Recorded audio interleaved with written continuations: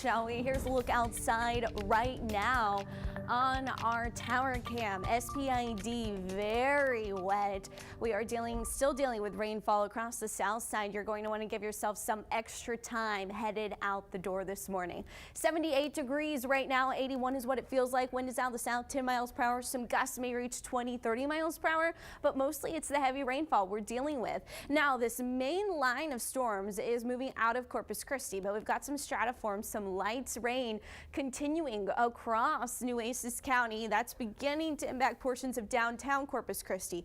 Portland now seeing the downpour. This is going to continue to track to the north across San Patricio County. We may see a few storms impacting Sinton, but it's going to be more of a hit or miss the further inland you live. Right along the coast, we're starting to see the rain pick up big time in Port Aransas. That's going to impact Rockport here shortly. In fact, we're talking Rockport anywhere between 7 and 7:21. I think you'll start to see some storms developing out ahead of the main line before 7:21, but this main line right here that's about to approach Ingleside is going to arrive closer to 7:21. Storms moving about 20 miles per hour. So that's what we're looking at. You can see weakening behind this, but we still have some light rainfall strapped across Clayburgh County. Rainfall radar estimates over just the last hour, very heavy along the coast. In fact, into Padre Island, we're estimating 1.5 up to 2 inches of rainfall over only the last hour.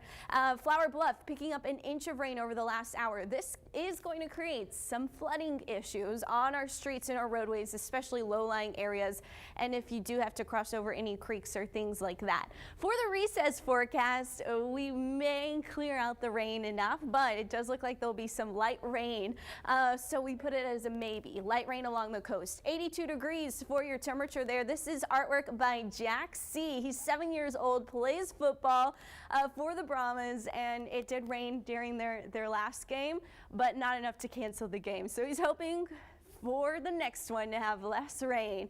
By the end of the week, we are going to begin to clear out our rainfall. But for now, we're still dealing with the rain. As we head into the 10 o'clock hour, notice spotty storms possible even further inland as this line continues to move to the north.